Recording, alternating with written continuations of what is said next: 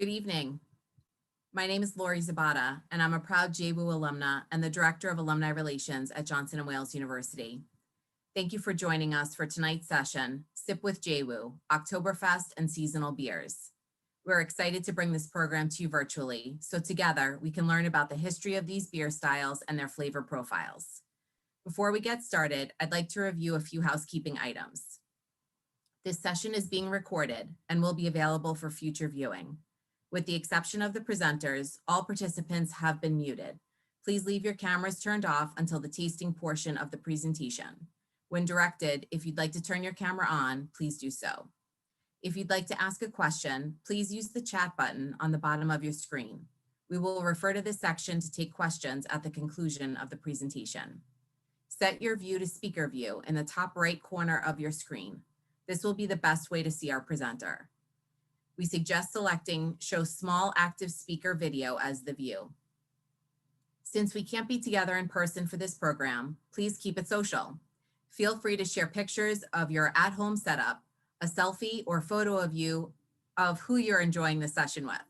Be sure to tag at JWU alumni in your posts on Instagram, Facebook, and Twitter.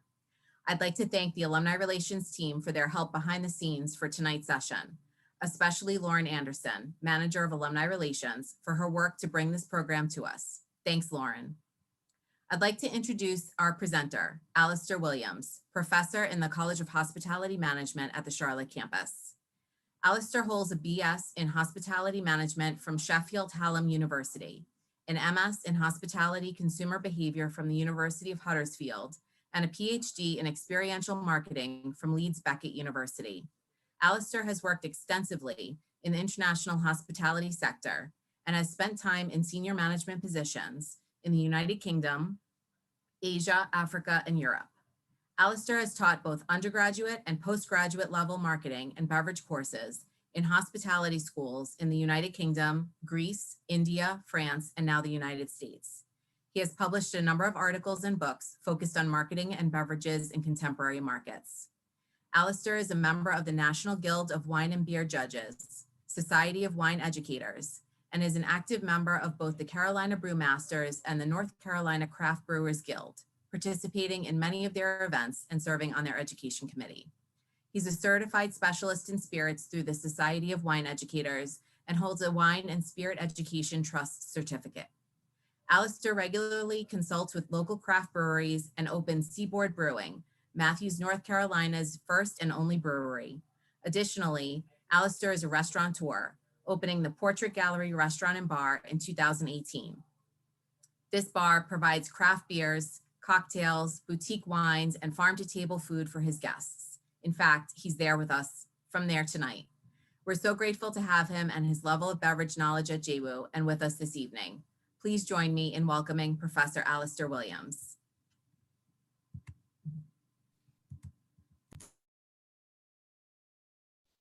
Good evening, how are you doing? There we go. I'm happy to have everybody here. I'm happy to have this opportunity to talk to some alums about craft beer, one of my passions. Over the next hour, my intention is really just to kind of introduce you to a little bit about European beer, a little bit about how that beer has been developed over essentially centuries, and then how it's been modified for the American market so that we can look at how seasonal impacts are impacting the American beer market.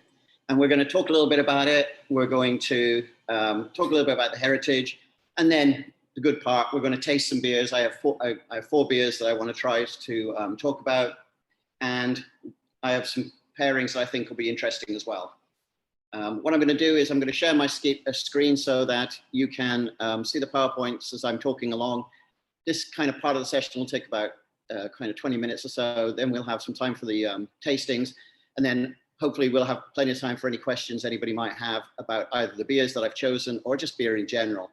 I really would like this session to be as interactive as possible. So, there is no such thing as a stupid question. So, feel free to ask anything. I realize we have very different levels of expertise on these sessions, ranging from students who may have even been in my beer class before now, through to students who may be from SCE background, who are probably a little bit less although that's probably judgmental.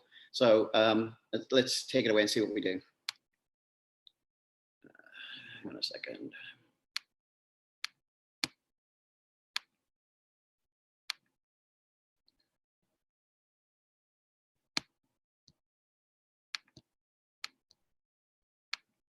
Here we go.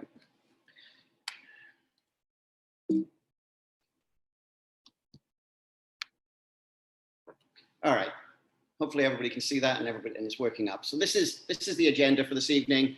Obviously, I've just done a welcome. I really wanted to just kind of introduce myself a little bit, and thank you for that kind introduction. Sounds like I've done an awful lot, which presumably means I'm getting old, so I maybe need to cut my bio back so I look a little younger. What we're going to do is talk a little bit about the kind of heritage of seasonal beers, really from the kind of three great traditions. And when we talk about beer, we always talk about these kind of great traditions of beer. So we talk about the UK with its classic ales. We talk about continental Europe, and really we're meaning what is now contemporary Germany, Czech Republic. And there we're talking about lagers. One of the things when we talk about seasonal beers, we'll talk about that difference between ales and lagers, because it's a very key part of what we mean by seasonal. And then that kind of third heritage, if you like, that third tradition, which is Belgian.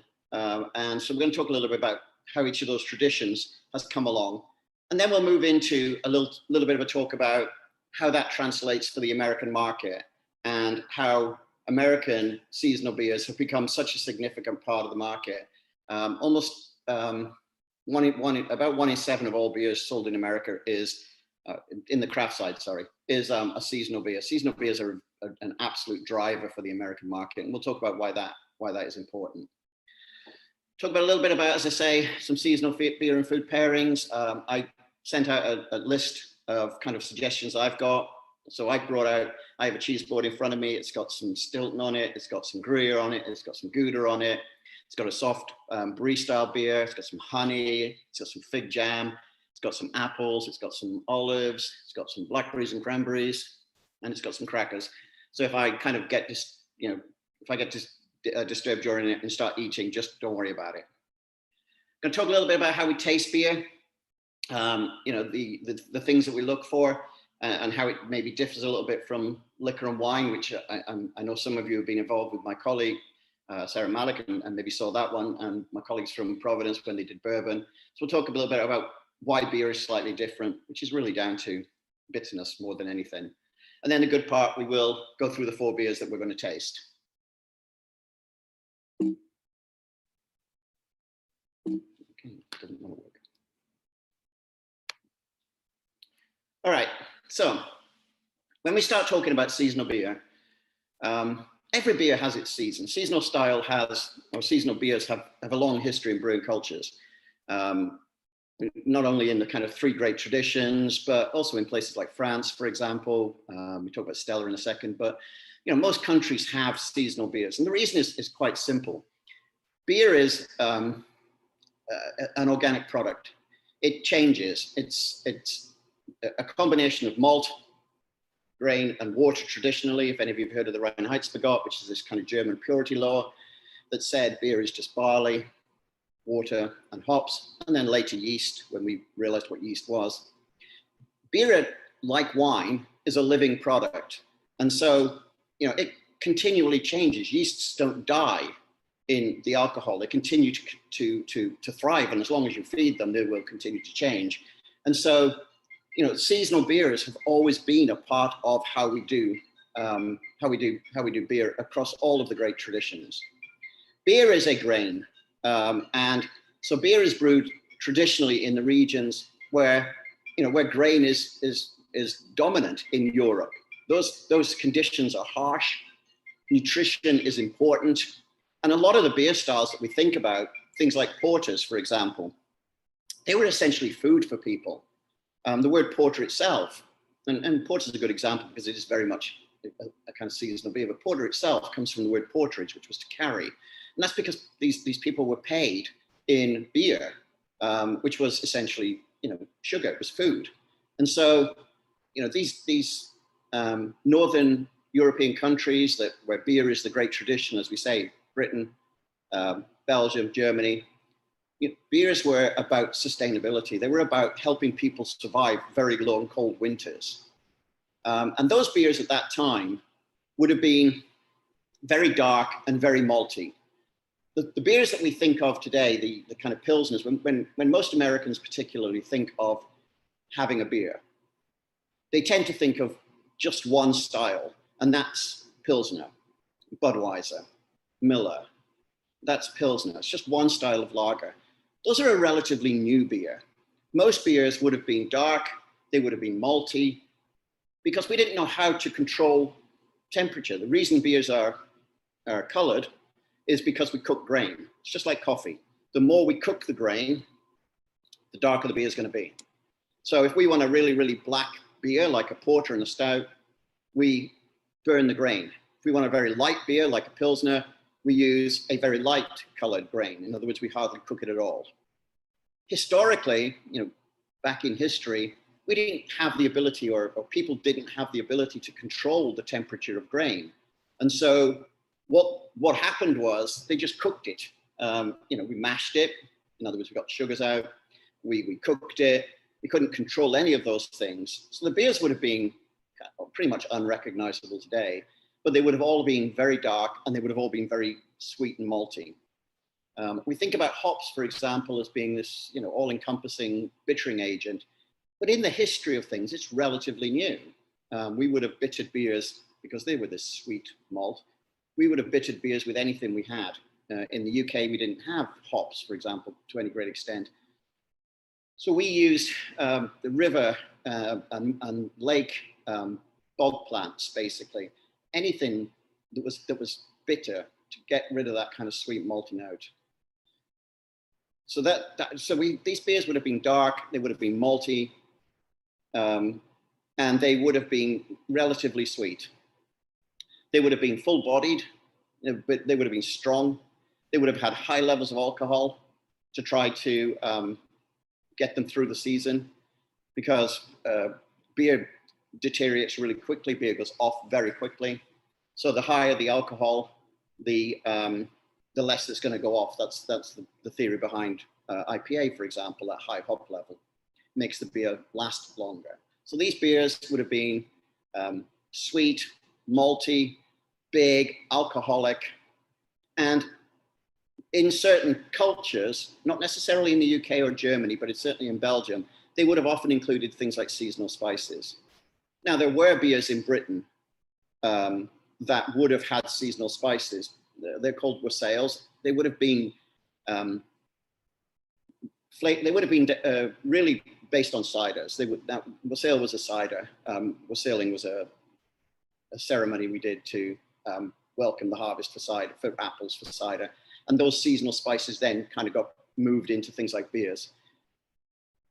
But in Germany, of course, it wouldn't have happened because of, largely because of Reinheitsgebot, which means you can't add flavors. So the spicy notes that you would have got in German beers, or the spicy notes you would have got in most British beers, those would have come from fermentation. Those would have come from this interaction of yeast and grains, and then whatever we were using to spice that beer. Lots of countries had their own versions of seasonal beers. We think about Stella Artois, for example, and we think about it as essentially a Pilsner-style lager. Stella Artois was originally developed in 1926 as a Christmas beer. The beer was intended to commemorate Christmas, the Christmas star, that's where it comes from. So all of the countries would have had a style of beer that was seasonal, coming to this late season. And we're predominantly going to talk today about Oktoberfest and British beers, but we could have used Belgian just as easily, or we could have used one of the other cultures. But we're really going to focus on these two kind of classics, which is ale and lager.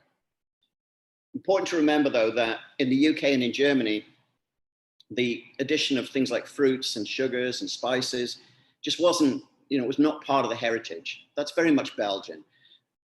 UK and Germany had Reinheitsgebot, which meant, essentially you couldn't. UK didn't have Reinheitsgebot, but it still had the same tradition of beer would be made and drunk without being adulterated in any way. It's really only in Belgium that we tended to add things like fruits, sugars, and spices.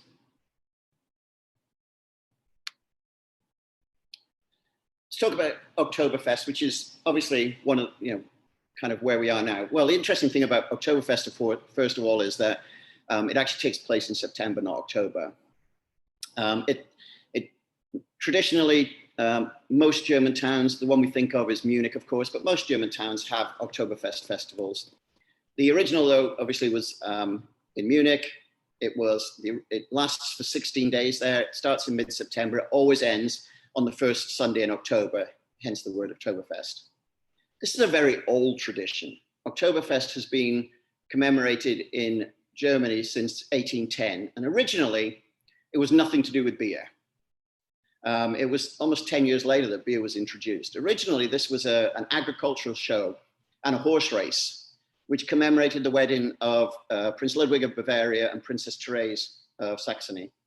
And as I say, it was a festival commemorating the wedding. It was largely, if you think about it, these were agrarian societies. This was a trade show, an agricultural show, and horse races.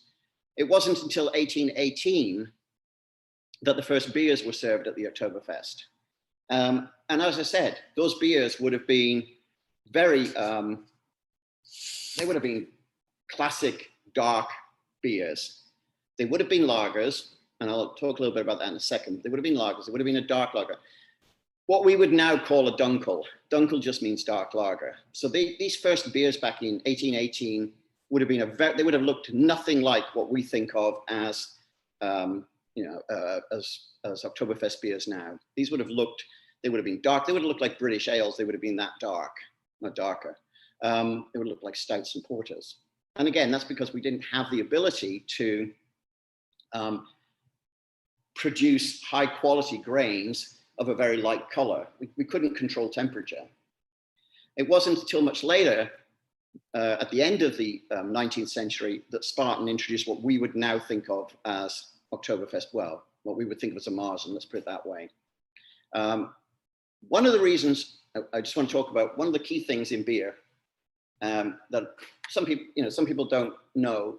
There are only two types of beer, essentially. Beer is either an ale, as we would have in the UK, or a lager, as they would have in Germany. So these beers that are at the Oktoberfest, which is why we have the two styles we're doing today, because what we're doing today is ale and lager. These beers that would have been at Oktoberfest, these were lagers. And the reason that we think of Germany and lager is largely because of seasons.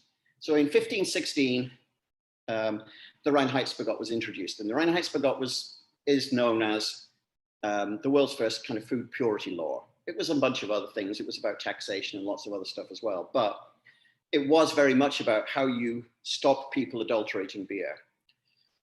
And as a result of the Reinheitsgebot, beer could only be made of three things. Barley, although obviously some rich families in Germany ignored that and still made it with wheat, otherwise we wouldn't have wheat beers, but theoretically, barley, water, hops, that was all could be used. We didn't know what yeast was. We just had no idea until much later. So those three things were what was made into beer.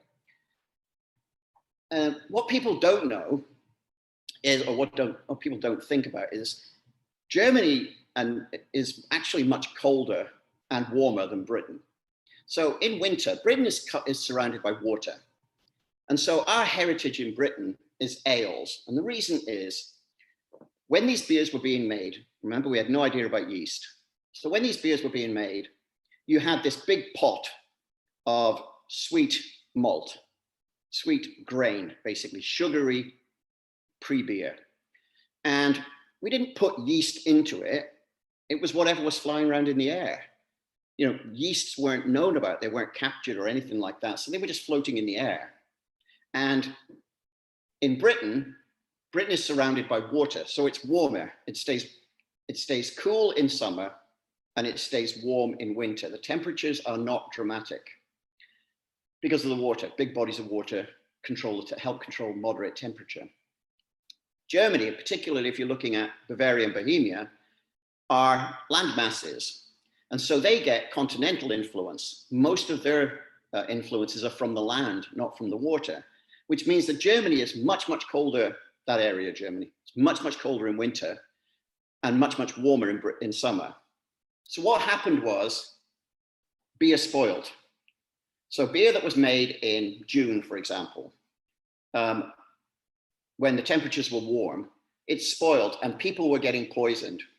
And so in 1556, the authorities in Germany determined that no brewing would take place in the summer. Beer could only be made between the end of March and the beginning of, between October and March. So beer could only be brewed in cold weather to stop people getting poisoned. So there was no beer made in the summer in Germany. In England, we made beer all year round, in Britain. But our yeasts lived in that kind of cooler, that kind of warmer temperature, and therefore made ales. The yeast is called Saccharomyces cerevisiae, and it's an ale yeast, and it makes ales. In Germany, they didn't allow brewing in the summer, so there was no Saccharomyces cerevisiae around. There was a different form of Saccharomyces, which was almost a hybrid, that lives in colder temperatures. And so beer in Germany was brewed in the winter and became essentially lager because it was a lager yeast. Beer in Britain was brewed all year round, but we only had ale yeasts. So the heritage of British beer is ale, and the heritage of German stroke continental, we talk about Czech Republic, really Bohemian Bavaria, is lager. So other than wheat, there's no real ales in Germany. There wasn't after the kind of mid 16th century. And there's never been a history of lager in Britain. So if you've ever had a Sam Smith's lager, it's not original because Britain doesn't make any lagers, never has. All of our lagers, when I was growing up, all of our lagers were brought in from outside, Australia, Denmark, France, Belgium. We have no heritage of making. So when you start talking about the two great traditions, and then Belgium, it's really to do with ales and lager yeasts. In Britain, ales, these sweet caramel toffee beers, and then in Germany, Czech Republic, lager, because of the yeast. It's all down to yeast. And so these beers at the Oktoberfest, they would have been lagers because there was no ale by that time, other than the wheats. But these would have been lagers. They would have been dark, they would have been sweet, and this is what was drunk at that time. It wasn't until 1872 that Spartan, which is one of the beers that we're going to taste today, managed to control the temperature, the cooking of grain, and really was the first attempt to make what we would now class as a modern Marzen, which was a very light beer. They weren't the first to do it. Vienna had been doing it before that time, but Spartan introduced to the Oktoberfest a modern Marzen, a March beer. Marzen just means March, and it reflected the fact that these beers were made to be drunk over the summer when beer couldn't be made. So they were higher alcohol so that it would last through the summer so people could still drink before the new beers came back in October.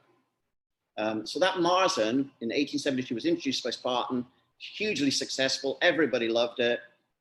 And it replaced Dunkel's to become the official beer of Oktoberfest. And is the beer that we think about, or was the beer that we tended to think about as a Oktoberfest beer, moving away from these dark styles. There was a second change in the 1970s. What happened was that some of these beers were still thought to be a little too big. Obviously, by this time, we've got refrigeration and all of those things. We've got very, very sophisticated control of temperature. So in the 1970s, some brewers, and there's only 6 brewers can have beer at Oktoberfest, the 6 original brewers. One of those brewers, well, actually a couple of those brewers brought what's now called Fest beer.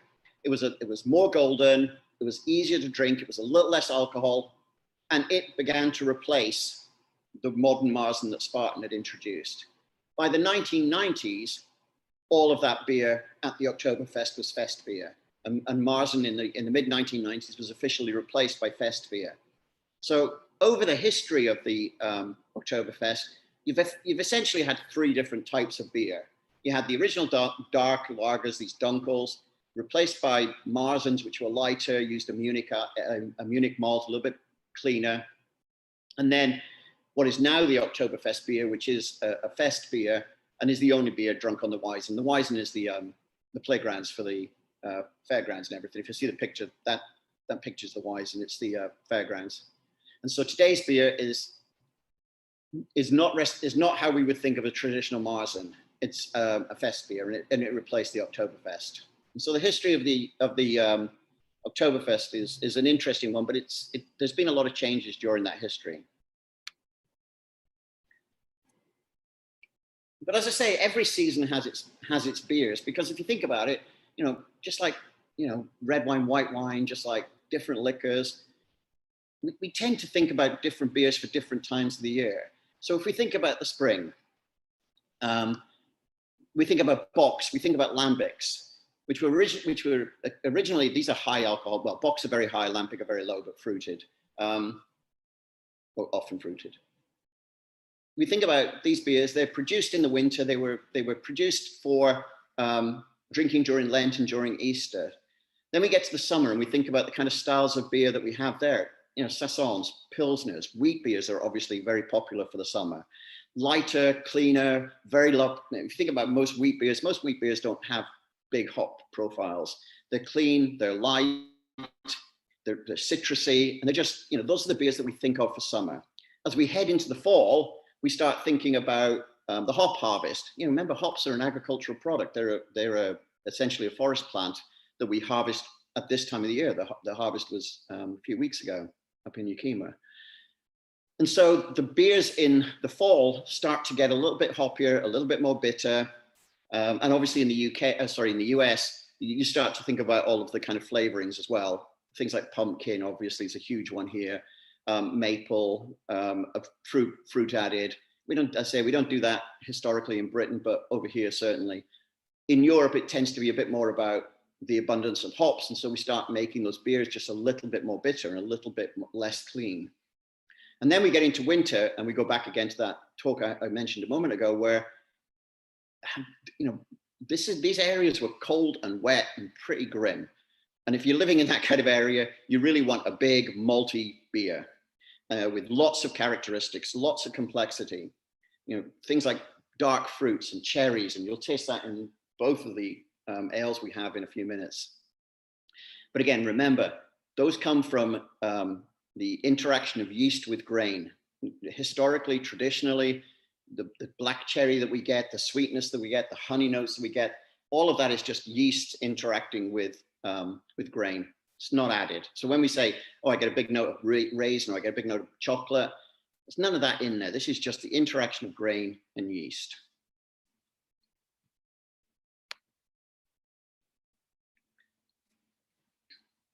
So what happens when we start talking about the American market? Well, the American market, in terms of, so you have to think about the American market in kind of three chunks, really. I'm going to really just focus on the craft, though.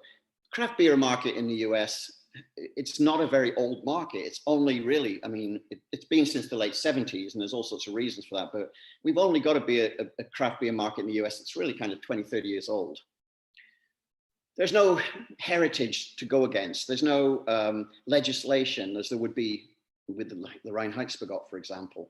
And so American craft beer, which is now about anywhere between 12 and 15% of the market, depending on how you define craft.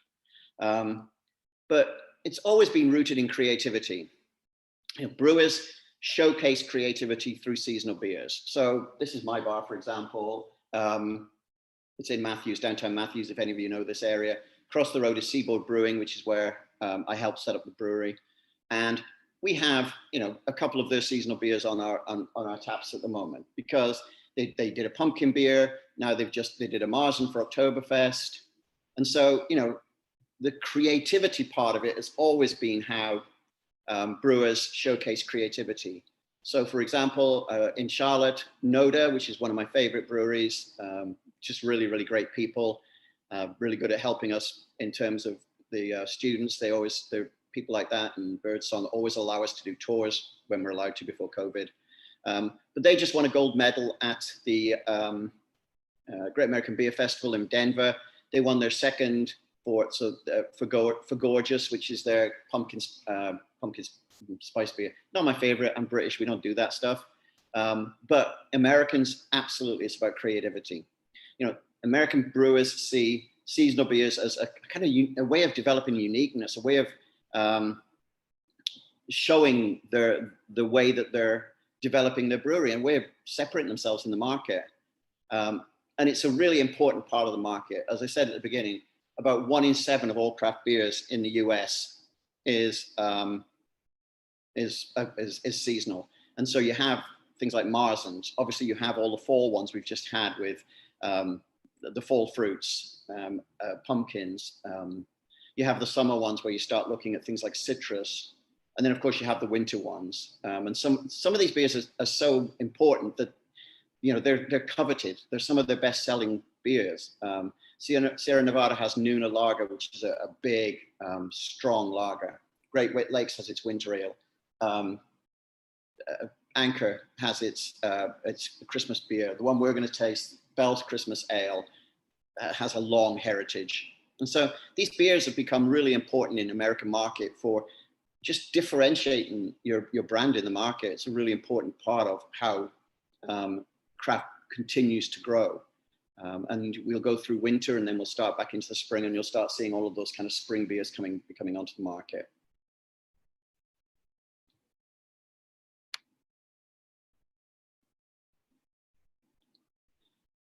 I think it's important. The reason I wanted to do the pairings, and this is just showing you what I've got. So I've got my cheese board down there. There you go. The reason I think it's important is because we should always remember the beer and food go together. You know, these beers were produced largely to to drink with the foods of the region. And so, you know, when we start thinking about beer and Oktoberfest, I think it's kind of important to think about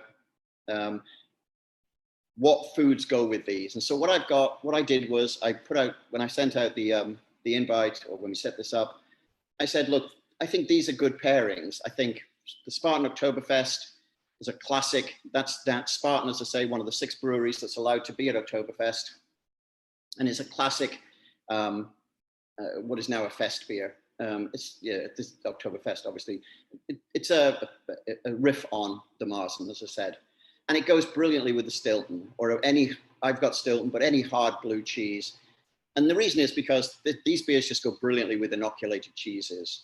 And so that blue hard cheese is going to go really well. It's going to pick up the character. It's not good. If you use maybe something like a Gorgonzola, for example, with a little bit too much salt in it, and it's not going to pair well. Or Campizola, it's just a little too soft for that Oktoberfest. It'll just overpower it a little bit. The beer will overpower the cheese. So something like Stilton or a hard blue cheese is just really, really good. And as we do the tasting, I'll talk a little bit more about that as well. With the Lenny Boys, so I've used Lenny Boys Fest beer. There are a whole bunch in Charlotte of different Fest beers. I chose Lenny Boys. I think it's a good example. Talk a little bit about that when we talk about the pairings. And again, I've got a triple cream brie with that, soft and creamy and really kind of fatty, which will just go awesome. The other beer we have is Sam Smith's Winter Welcome. Sam Smith's is a brewery up in north of England. I'll talk a little bit about that as I do the tasting. And for that one, I'm using an aged Gouda, the Bell's Christmas. And again, because of the nuttiness and the malt and all of those things. The Bell's Christmas, very similar. I have a 2-year-old Gruyere for that. And on my plate, I've got some honey, some olives, some fig jam, and some blueberries and cranberries. Blackberries and cranberries. So, anyway, we'll talk a little bit about that as we do the tasting. Okay, so time is 6 o'clock. Am I on time? Oh, look at that. Just almost perfect. So what I'm going to do now is going to talk about, we're going to kind of transition over to the tastings. Sorry, I apologize. Transition over to the tastings. And we're going to talk about how we taste beer. So what I'm going to do first is I'm going to get my two. So I have my 2 UK beers, my UK and my American ales. So ales, there's a myth, of course, that Britain drinks its beer warm. We don't drink our beer warm at all. What we do is we drink our beer at room temperature. I always think about the difference between ale and lager as like the difference between red wine and white wine. So white wines are simple and clean and fresh and perfect at the right temperature, and you get all of that elegant fruit coming through. And then red wines need to be that warmer because they're just more complex. There's just a lot more going on in the glass because you've also got the effects of barrel aging and all of that kind of stuff going on. I think ales and lagers are the same. Lagers are simple and clean and sharp and crisp and absolutely delicious if they're kept cold. Ales need to be at room temperature because they're much more complex and they're much more, those ale yeasts that I was talking about earlier, those ale yeasts are really aggressive. So ale, the word lager means to store. So lagers age and condition over a much longer period of time. When we make lagers across the road in the brewery, you can't sell them less than 4 or 5 weeks old because they need time to age. Ales we can sell after a week because the ale yeast is aggressive and it's working really hard in this warm water and it's producing lots of complex aromas.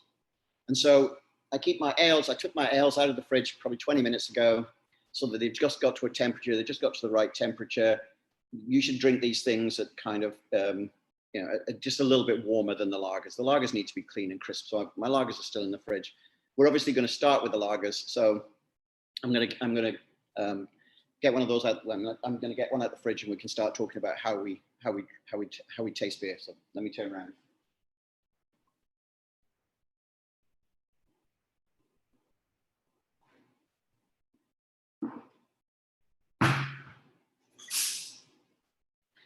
Okay, this isn't actually one of my beers.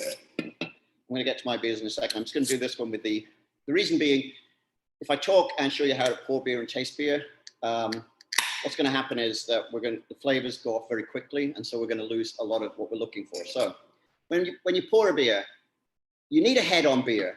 The reason you have a head on beer is to hold aromas in.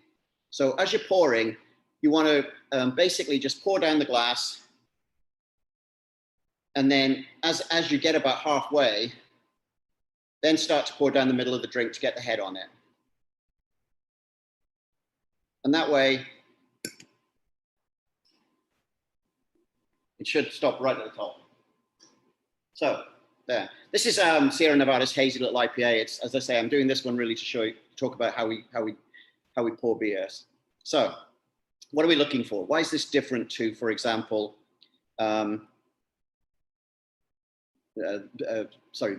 spirits and wines? The biggest difference is bitterness. So I'm sure some of you will remember from when you were students, if you did any beverage classes, you were told we have an educational license, which lets us under 21s taste, for example. One of the difficulties with the beer class is that educational license is colloquially called a sip and spit license, whereas our students have to, if they're under 21, have to taste the beer and then swirl it around and then spit it out. Big problem for that, of course, is we know that the element of your tongue or your mouth that tastes bitterness is right at the back of the throat. So historically, we've always said, you can't taste beer unless you actually swallow beer because the bitterness, the area of your tongue, the area of your mouth that senses bitterness is right at the back. So that's the biggest difference. What we're looking for the same things as we look for in wine and liquor. We're looking for the notes of fermentation. We're looking for the notes of aging. We're looking for grain. We're looking for all of those things. The big difference, we're going to still have sweet, sour, salt, umami, fermentation notes. But unlike wine, for example, unlike most liquors, we have this thing which is hops, which is bitterness. So hops does two things: adds flavor. Beta acids do that, and then it has alpha acids which add bitterness. And so when you're tasting these, the hop bitterness is the big difference between tasting beers and tasting liquors and wines. So we give the beer a swirl. Again, remember, we're not going to swirl a lot of this because I'm going to pour a little bit away just for a second while I talk. Okay. So we're not going we're not going to swirl it too much because we don't want to knock the carbonation out. I mean, a big part of evaluating beer is looking at it. So when we look at it, we're looking at how cloudy it is. We're looking at the color of the head.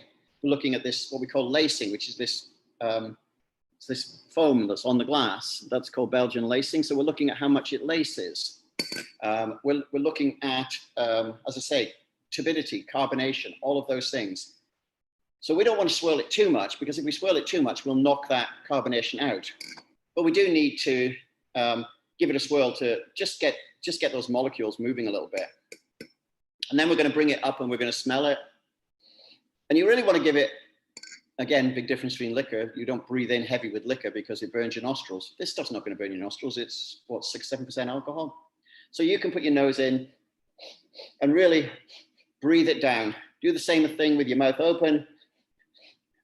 And then just through your mouth, because it's all connected. Aerate it again if you need to. Oh, I love Sierra Nevada Hazy IPA. It's a great beer. I know it's not what we're doing today, but my God, it's such a good beer. Anyway, so we've got, in here I've got some great aromas, but I'm not going to complex it. I'm just showing you how to do it. So that's what we do when we nose. That's what you're going to be doing when we do these 4 beers. Then we taste it.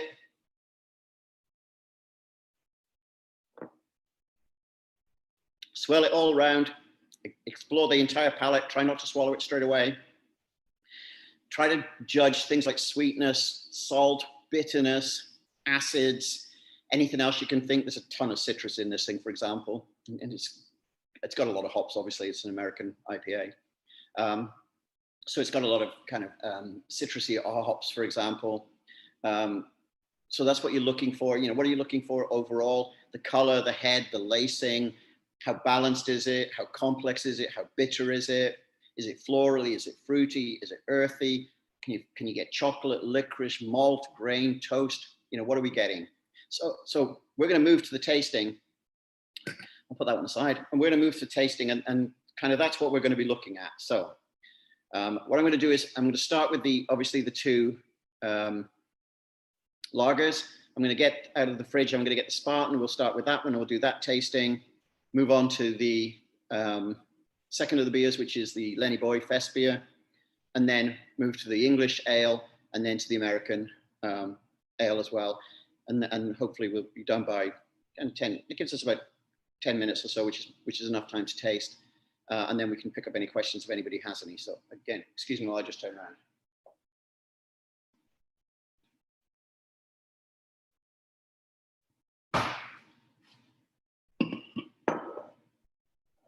So this is my Spartan. This is Spartan Oktoberfest. So this is from Spartan Brewery. This is a very old brewery. This dates back to turn of the 15th century, so about 1400. There's been a brewery on this site since then. Changed hands, changed families, all that sort of thing. I'm only going to fill mine about halfway because I want to be able to taste it. So this Spartan Oktoberfest beer, the style of this beer, this is what's called an Urmazen.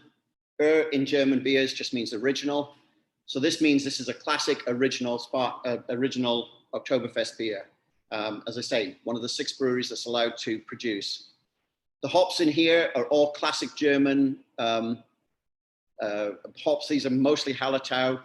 They did translate some of that over to a hop called Hersbrucker, which is a kind of Hallertau. It's still from Hallertau, but it's a bit more weather resistant, a bit better than the original Hallertau. Pilsner malts, Vienna malts, Munich malts. So what you've got in here is the Pilsner malts for the body and the texture, the Vienna malts for a little bit of caramel, and then the Munich are going to give it its color. But so it's just a classic, sparklingly clear. Lagers are always crystal clear. So this is sparklingly clear, golden amber, almost bronze, a creamy white head on it, very, very small bubbles. Again, classic with lager, continual carbonation just coming through from the bottom of this glass. It's the head actually lasts well. If you think about a Pilsner where the head disappears very quickly, this has got a longer lasting head. It will still dissipate pretty quickly. It'll just cling to the side of the glass, and that's due to nucleation. but it has a reasonable head on it. If you pour it the way I poured the first one, you're going to get about an inch of a head on the beginning, and then over about 5 minutes, that'll dissipate to this. Lots of active carbonation. If you pick it up and look at it, you can see all of those bubbles just continually, developing and rising to the top. That's one of the reasons a lot of people don't like beer, is because as those bubbles are rising to the top, they have lipids attached to them, proteins, part of which is hops. And so the first taste you have of beer is one of the most bitter ones. So when you first taste beer, that's why it's bitter when you first taste it. As it gets further down the glass, there's less of those hop nucleation, hop lipids, hop proteins to rise with the carbonation. So they become less bitter. It's not that you're getting used to it. It's just that the hops aren't as active, essentially. And so when you first taste this, you're definitely going to get some hops, but not aggressive. These are German terroir hops. They're about aroma. There's a little bit of bitterness, but this is not a big bitter American IPA. So when you smell it, it's just, it smells of bread, or it should. It's bready, it's slightly citrus, very light. A little bit of floral notes from those hops. A little bit woody. There's some kind of wood notes from the hops again, and from a little bit from the grain. And then you've got that bread note and that candied malt from this cooked grain. It's floral. The herbs, I get a little bit of lavender, a little bit of verbena on the herb profile, but it's just a really complex. I mean, this is not a Pilsner. It's still clean, it's still crisp, it's still sharp, and it's still going to have all of those characteristics. But it's got a ton of complexity on that malt and on those hop profiles, and it's just coming through really kind of aggressively. And then you're going to taste it.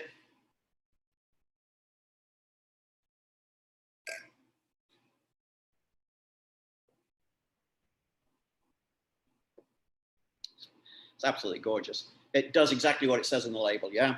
It's toasty, it's bready, lots of caramel malt, a little bit of kind of delicate lemon on it, maybe even a little bit of thyme. It's clean, it's crisp, it's dry, it's rounded, and it's really toasty with that malt, yeah? It's just it's a great Oktoberfest beer. It's just malty and crisp and clean. It's perfect for this time of year. You have to remember, I'm in Charlotte, so it's currently about 75 out there. It's been a beautiful, beautiful day. And again, tomorrow we're supposed to have 80 degrees, which I'm happy about because I have a patio that's beautiful, but I need people to be sitting out there in the sunshine. So this is just a perfect beer for this time of year in Charlotte. What would you pair it with? Well, classically, things like bockwurst, which is a veal and pork sausage, for example, because it's delicate. Things like red cabbage. If you wanted to go sweet, you could do something like a cinnamon pretzel, for example, would be great with this. I've paired it with a blue cheese, and I paired it with this Stilton. And again, I use Stilton because it's harder, but it's got that penicillin in it. Now, this is, I mean, anything that's inoculated with kind of penicillin Roquefort or something like that would be perfect. As I say, don't use Gorgonzola, it's too salty. Don't use Cambozola, it's just going to get buried by the beer. But if you taste that cheese and then go back to the beer, it's ridiculously good. And put a bit of honey on it, on the cheese.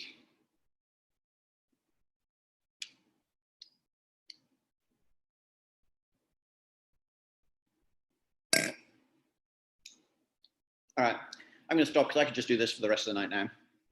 It's a great combination. That blue cheese and that honey and that beer just works really, really well.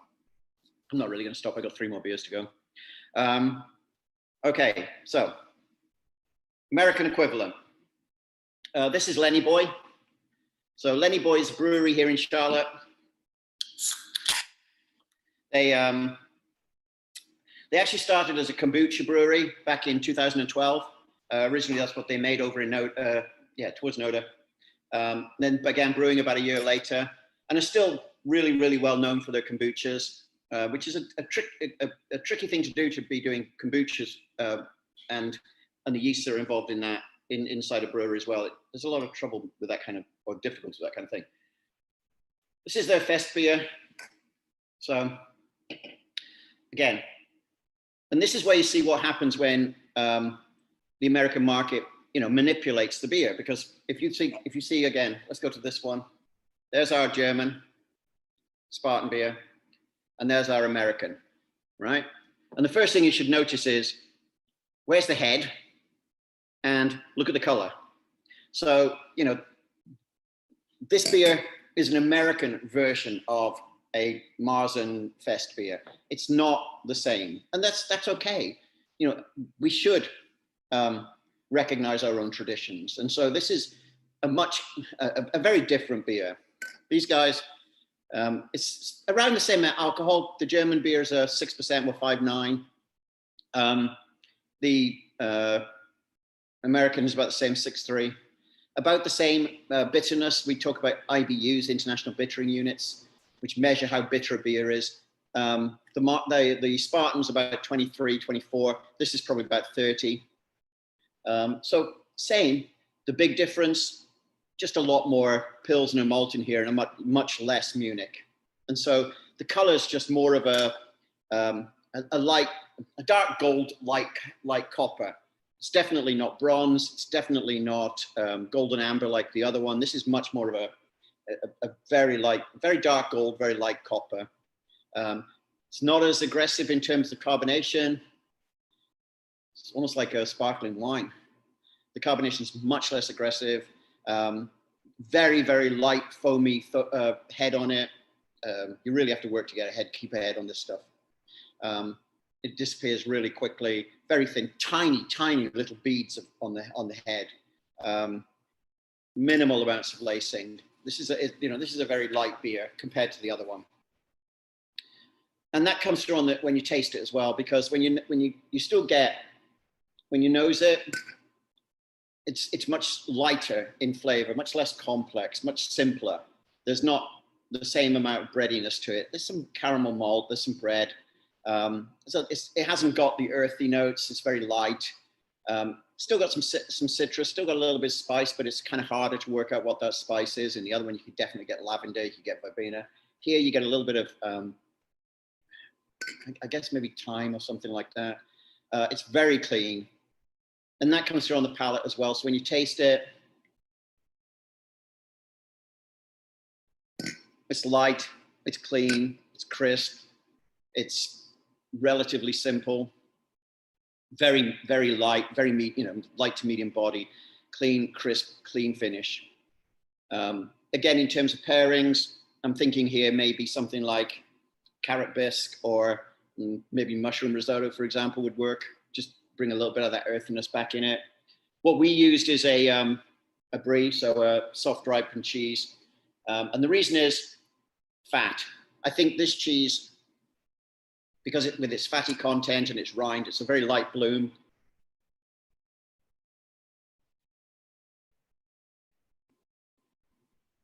It's just going to clean up that a little bit. It's going to go well with that very light citrusy beer. As a preference, I'm always going to pick one of the classic 6 Marzens or Oktoberfests. I'm going to pick Spartan or somebody like that because I just think they're more complex. But I think there's room for both of these type of products in the market. The other 2 beers we have are very different because these are lagers, clean, crisp, sharp. The other 2 are ales. The first of those 2, this is Sam Smith's. Sam Smith's is a very old brewery in the north of England, a town called Tadcaster. This brewery has been around since the mid-18th century, so 1750 basically. It's Yorkshire's northern England. It's Yorkshire's oldest brewery. Still uses horses to deliver to its pubs around the village. Still has these things called Yorkshire squares, which are big stone open fermenters. This stuff's made in an open fermenter. So any of you have ever been to visit a brewery and you see all that gleaming silverwork and shining stainless steel, they have big open square pits that they ferment this stuff in. And then they just add the yeast to inoculate it and make it the yeast that's going to be the one that dominates. One of the original, still use the original wells that were sunk in the 18th century. Still use the yeast strain on this. It's 100 years old. Every one of these is, every year is vintage dated with different labels. So this is this year's label. It's different to last year's. First brought to the US back in 1990 by a company called Merchant de Vin, when craft beer here was beginning to take off. And you classically serve it in a tulip-type glass like this. Ale should always be really in a glass where you can compress all of those esters. Lagers, a different kind of beer. So this is a Sam Smith's Winter Warmer. Nothing added. All of the flavors and everything come from the beer. It's again, same kind of alcohol level, 6%. Same kind of bitterness, about 32. But now we've got British hops. These are East Kent Gouldings and Fuggles, and an English Pale Ale. Most importantly, it's an ale, so it's just so much more complex.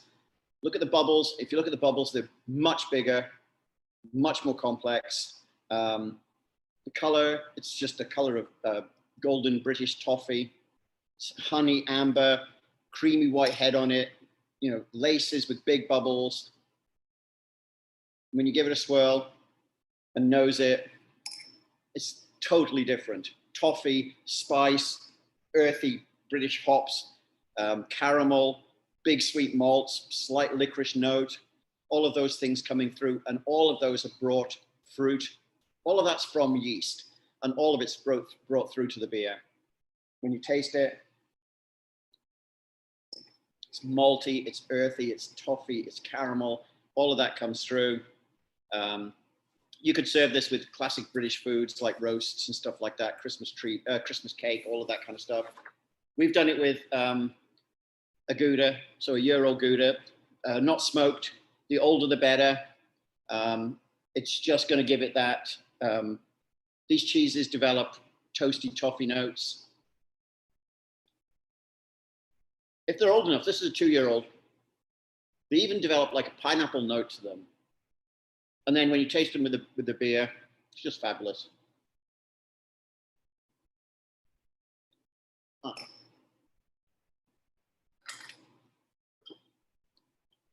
And then lastly, here's our Bell's Christmas beer. Bell's Brewing, Kalamazoo, Michigan. Been brewing since mid-80s, but only making their Christmas beer since about 2003. Again, the reason I chose this is because it's not added hops or anything like that.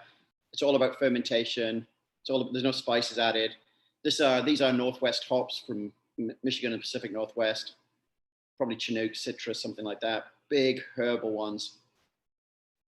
And when you smell it, you've definitely got some big hop notes and just some really earthy malts. You can taste it. Again, dark bread, brown sugar, dark fruit, no bitterness. It's really sweet and malty. A little bit stronger. It's American, 7.5%. A little bit more bitter, hardly though. And now you can do, you know, almond cake. You could do roast vegetables, and we do it with the Gruyere because it's just incredibly nutty. The older this Gruyere is, the better, because it's really nutty and earthy and complex to go with this American beer.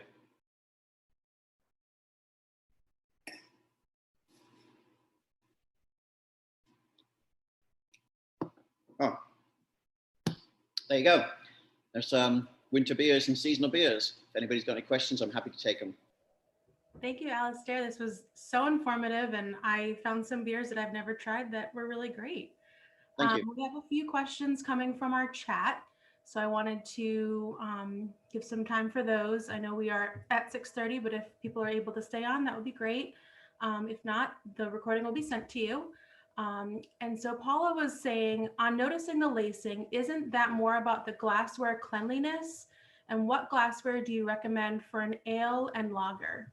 Yeah, I mean, that's a really good point. Yeah, it absolutely does have. It doesn't have more to do with it, but absolutely it has an impact. So what happens is, interestingly enough, dirty glasses encourage carbonation because what's happening is nucleation. So absolutely, it has to do with glassware. So yeah, for example, in here in this bar, we wash all our glasses in our glass washer. We never put them into the commercial kitchen because the glass cleaner, the dishwasher there is very different. The chemicals are very different. But it also has to do with things like hops, because essentially, if you think about Coca-Cola, the reason that Coca-Cola doesn't keep ahead is because it doesn't have protein. It still has carbonation, but there's nothing to structure the head of the beer, the head of the Coke. What happens in beer is that we have these proteins that form a layer around the bubbles of CO2 as they rise. And so it is to do with most of that. It's a really complex science, and it's a bit much for this kind of level, but most of that is to do with proteins that are produced by grain and hops.